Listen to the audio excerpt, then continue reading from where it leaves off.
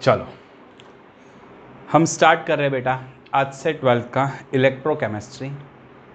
अभी हम theory upload करेंगे, लेकिन मैं सोच रहा हूँ कि कहीं पर भी एक्सरसाइज की जो क्वेश्चंस है वो एग्जाम्पल्स है वो किसी ने सॉल्व करके नहीं रखे हैं। तो मैं सोच रहा हूँ पूरी एक्सरसाइज जो भी चैप्टर्स में केमिस्ट्री में जो भी एक्सरसाइज है तो उसमें सारे हम एक्सरसाइज के एग्जाम्पल सॉल्व करके रखेंगे। लेकिन आज हम स्टार्ट करेंगे टॉपिक इलेक्ट्रोकेमिस्ट्री से। चैप्टर नंबर 3 ये एनसीईआरटी टेक्स्ट बुक में चैप्टर नंबर 3 है इलेक्ट्रोकेमिस्ट्री। इलेक्ट्रोकेमिस्ट्री आपको अगर स्टडी करना है तो मेन व्हाट इज इलेक्ट्रोकेमिस्ट्री और इलेक्ट्रोकेमिस्ट्री में क्या क्या चीज़ आने वाली है वो आपको पहले समझना होगा। इलेक्ट्रोकेमिस्ट्री में दो तरह के सेल मिलेंगे आपको, electrochemical cell, electrochemical cell and second होगा इलेक्ट्रोलिटिक सेल। तो electrochemical cell and electrolytic cell, जैसे ही हमें ये दोनों सेल समझ में आ जाते हैं तो हमें समझ में आ जाएगा कि ये चैप्टर क्यों पढ़ना है और क्यों स्टडी करना इंपॉर्टेंट है। तो फर्स्ट मैं स्टार्ट कर रहा हूं व्हाट इज इलेक्ट्रोकेमिकल सेल। देखो बेटा इलेक्ट्रोकेमिकल सेल,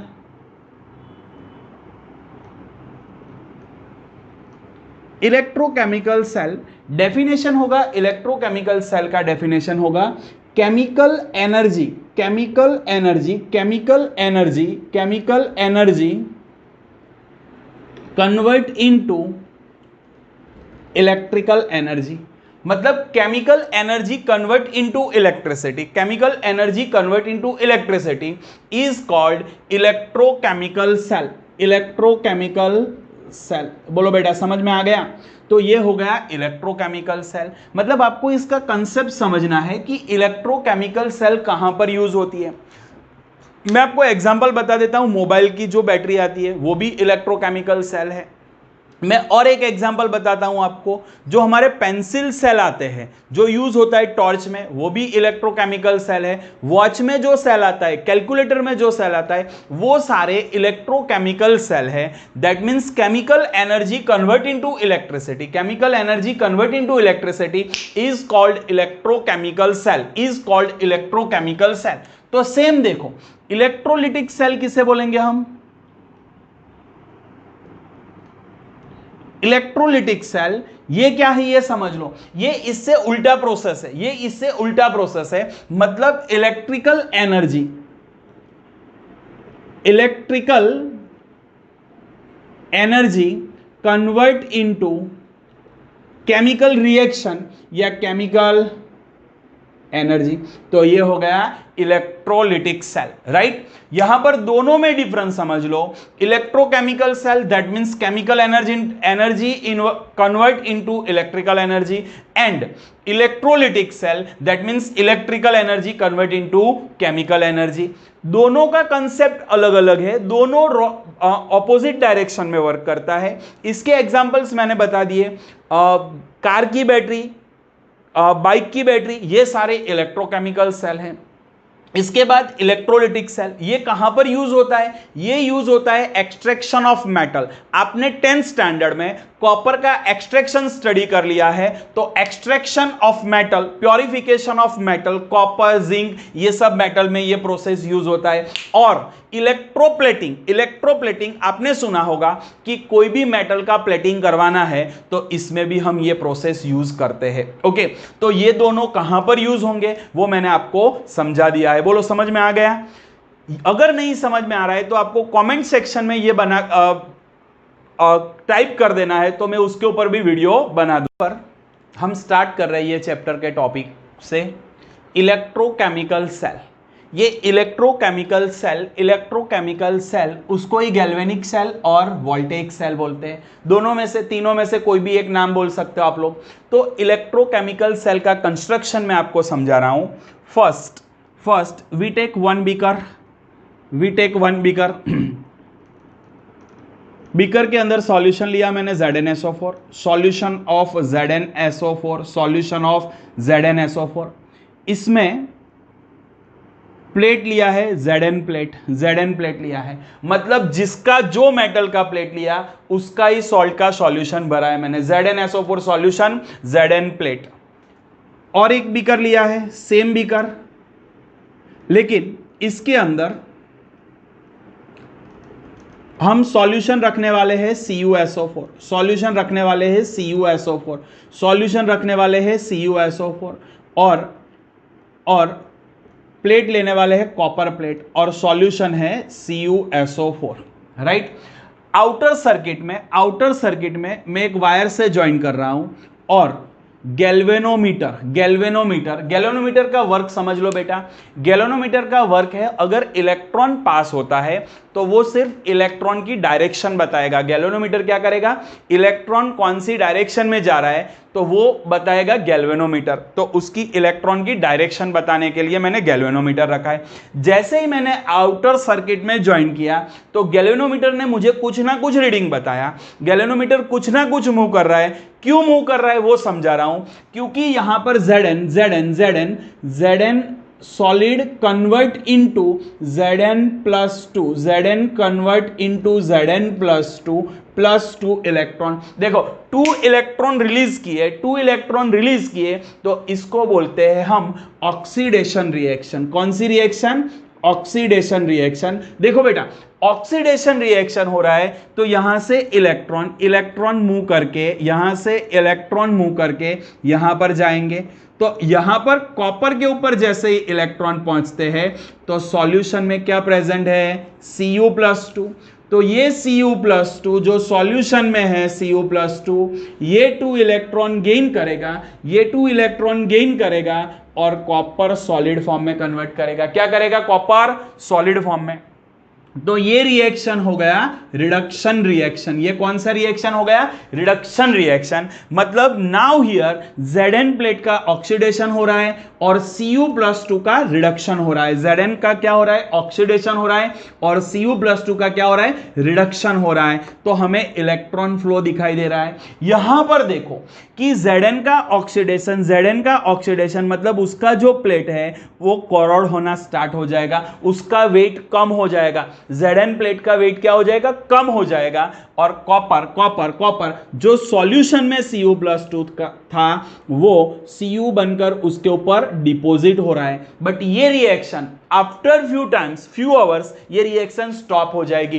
क्यों स्टॉप हो रही है, according to Le Chatelier principle, अगर इक्विलिब्रियम डिस्टर्ब हो गया दैट मींस रिएक्शन स्टॉप हो जाएगी। मैं रिपीट कर रहा हूं, Zn convert into Zn+2, Zn convert into Zn+2, तो ऑलरेडी Zn+2 सॉल्यूशन में था, और Zn+2 बना रहा है, Zn+2 बना रहा है, तो यहां पर Zn+2 की कॉन्सेंट्रेशन क्या होगी, इंक्रीज होगी। तो लिख रहा हूं मैं रिएक्शन में concentration of Zn+2 increase with time, right. Zn+2 increase हो रहा है, इलेक्ट्रॉन यहां पर मूव करेगा तो Cu+2 कन्वर्ट इनटू कॉपर, तो क्या होगा, concentration of Cu+2 decrease with time, Cu+2 decrease with time, तो ये इक्विलिब्रियम डिस्टर्ब हो गया तो ये रिएक्शन स्टॉप हो जाएगी। अगर यही रिएक्शन हमें कंटिन्यू करनी है तो इसमें यू शेप का ट्यूब ऐसे हम उसके अंदर उल्टा रखते हैं, उल्टा यू शेप का ट्यूब ऐसे हम उल्टा रख देते हैं। यहां पर मैंने ग्लास वूल रखा है, glass wool act as SPM, semi permeable membrane, मतलब वो किसको पास होने देगा, सॉल्वेंट को जाने देगा लेकिन सॉल्यूट को नहीं जाने देगा। तो ये हो गया हमारा सॉल्ट ब्रिज। क्या हो गया बेटा, सॉल्ट ब्रिज।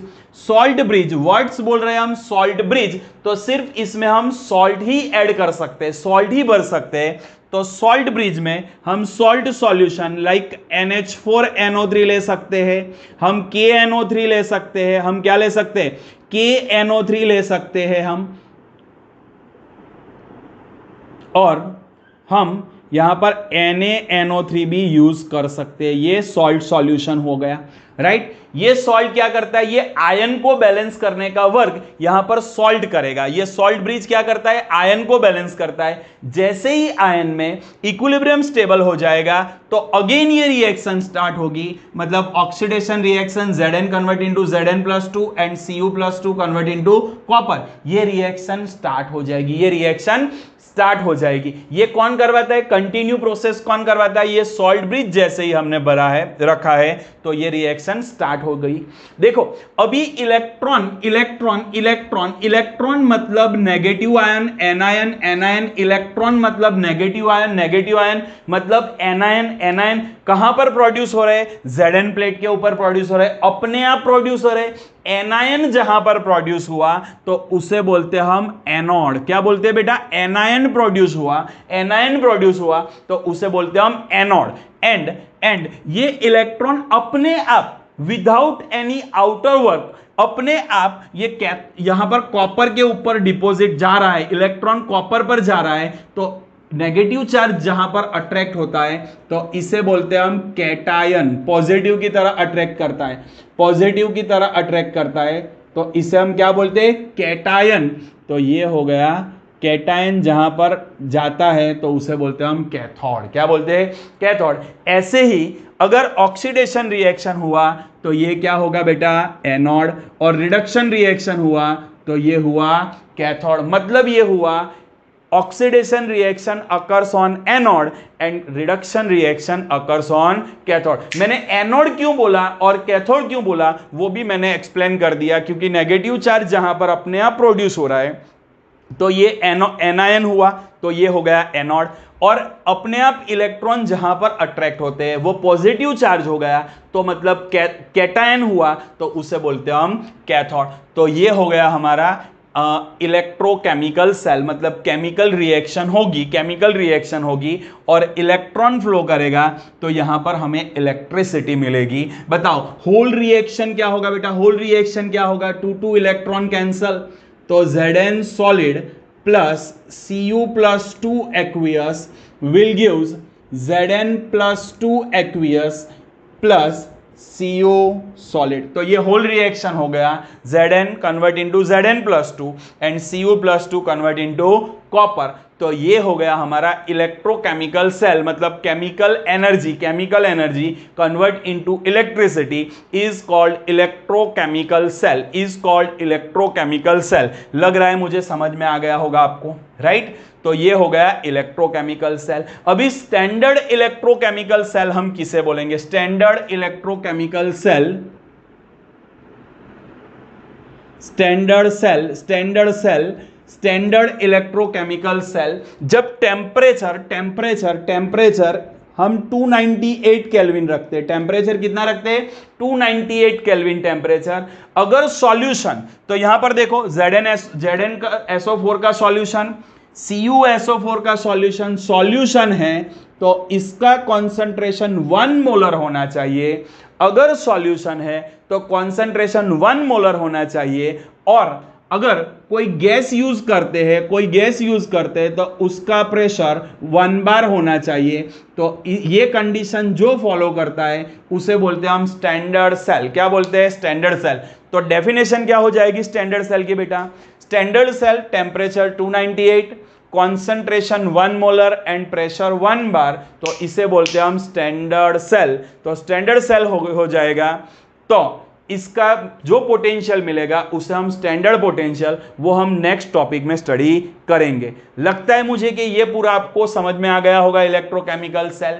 एक बार रिपीट कर देता हूं, क्या किया मैंने, एक बीकर लिया, बीकर कौन सा है, beaker solution of ZnSO4 Zn plate, दूसरा बीकर लिया CuSO4 सॉल्यूशन कॉपर प्लेट। ये दोनों मैंने ज्वाइन करें, आउटर सर्किट में गैल्वेनोमीटर क्यों रखा, क्योंकि इलेक्ट्रॉन कहां पर जा रहे हैं तो वो देखने के लिए मैंने गैल्वेनोमीटर रखा, राइट। गैल्वेनोमीटर मुझे बताएगा कि इलेक्ट्रॉन कौन सी डायरेक्शन में फ्लो करता है। तो मुझे समझ में आया कि इलेक्ट्रॉन Zn2 कॉपर की डायरेक्शन में जा रहा है, इलेक्ट्रॉन Zn2 कॉपर की डायरेक्शन में फ्लो कर रहा है, राइट। आउटर सर्किट में Zn2 कॉपर की डायरेक्शन में, दैट मीन्स Zn पर कौन सी रिएक्शन होगी बेटा, Zn गिव्स Zn+2 +2 इलेक्ट्रॉन, ये हो गया Zn रिएक्शन।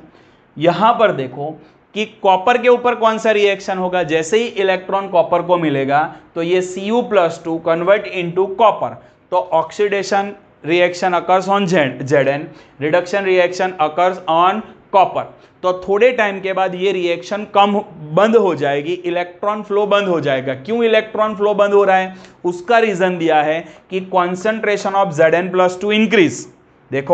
देखो ये Zn+2 प्रोड्यूस कर रहा है and concentration of Cu+2 decrease. क्यों डिक्रीज हो रहा है, because of Cu+2 convert into copper. तो ये रिएक्शन स्टॉप होगी। तो ये रिएक्शन कंटिन्यू करने के लिए हम इसके अंदर सॉल्ट ब्रिज क्या होता है, यू शेप, उल्टी यू शेप ट्यूब उसके अंदर डालेंगे और उसको बाहर से ग्लास वूल से बंद करेंगे। ग्लास वूल या तो कॉटन, तो ये SPM सेमी परमेम्बियल मेम्ब्रेन की तरह एक्ट करता है, किसी को सॉल्यूशन के अंदर नहीं जाने देगा। और ये आयन बैलेंस करने का वर्क कौन करता है, सॉल्ट ब्रिज। वर्ड्स बोल रहा हूं, सॉल्ट ब्रिज मतलब सॉल्ट का ब्रिज। तो सॉल्ट कौन कौन से ले सकते हैं हम, NH4NO3, KNO3 या तो NaNO3 हम सॉल्ट यूज कर सकते हैं। तो सॉल्ट ब्रिज का वर्क है आयन को बैलेंस करना और आउटर सर्किट का वर्क है इलेक्ट्रॉन फ्लो करना, राइट। अभी इससे आगे बढ़ रहा हूं कि यहां पर Zn जो रिएक्शन करेगा तो खुद इलेक्ट्रॉन प्रोड्यूस करता है। क्या करता है, खुद इलेक्ट्रॉन प्रोड्यूस करता है। तो इलेक्ट्रॉन मतलब नेगेटिव चार्ज, तो उसे बोलेंगे हम एनायन, और एनायन को जहां पर प्रोड्यूस करता है तो उसे बोलते हैं हम एनोड। इलेक्ट्रॉन खुद कॉपर की तरफ डायरेक्शन में दौड़ता है, कॉपर की डायरेक्शन में जाता है, खुद जाता है। तो इसका चार्ज हम इमेज कर लेते हैं कि पॉजिटिव चार्ज आएगा। तो पॉजिटिव चार्ज मतलब कैटायन जहां पर प्रोड्यूस होता है तो उसे बोलते हैं हम कैथोड। तो इसी तरह एनोड और ये कैथोड हो गया। एनोड के ऊपर ऑक्सीडेशन रिएक्शन, कैथोड के ऊपर रिडक्शन रिएक्शन। बोलो बेटा यहां तक समझ में आ गया, एकदम क्लियर है। तो ये हो गया हमारा electrochemical cell, chemical reaction, chemical energy convert into electricity. आगे बढ़ रहा हूं मैं, स्टैंडर्ड सेल किसे बोलेंगे, कौन सी कंडीशन को हम स्टैंडर्ड बोलते हैं, जब टेम्परेचर 298 केल्विन होता है, कॉन्सेंट्रेशन 1 मोलर होता है एंड प्रेशर 1 बार होता है, तो ये कंडीशन को बोलते हैं हम स्टैंडर्ड सेल। क्या बोलते हैं, स्टैंडर्ड सेल। बोलो क्लियर बेटा। तो ये हो गया हमारा इलेक्ट्रोकेमिकल सेल। ओके, हम स्टार्ट कर रहे हैं बेटा कि ये पूरा सेल हुआ, मतलब ऑक्सीडेशन और रिडक्शन दोनों रिएक्शन हो गई, तो ये फुल सेल हो गया। मैं क्या बता रहा हूं अभी कि जहां पर ओनली ऑक्सीडेशन रिएक्शन होती है या तो जिसके ऊपर ओनली रिडक्शन रिएक्शन होती है तो उसे बोलते हैं हम हाफ सेल। क्या बोलते हैं, हाफ सेल। तो ये हो गया हाफ सेल और ये हो गया हाफ सेल, दोनों हाफ सेल मिलकर जो सेल बना रहे हैं, सेल कंस्ट्रक्ट हो रहा है, तो उसे बोलते हैं हम फुल सेल। क्या बोलते हैं, फुल सेल। तो ये हो गया ऑक्सीडेशन हाफ सेल, ये हो गया रिडक्शन हाफ सेल। ये हाफ सेल दोनों मिल जाएंगे तो ये फुल सेल बना देंगे। क्या बना देंगे, फुल सेल। तो यहां पर हाफ सेल कैसे बनता है वो समझा रहा हूं मैं। माना कि मैंने सॉल्यूशन ले लिया ZnSO4 का,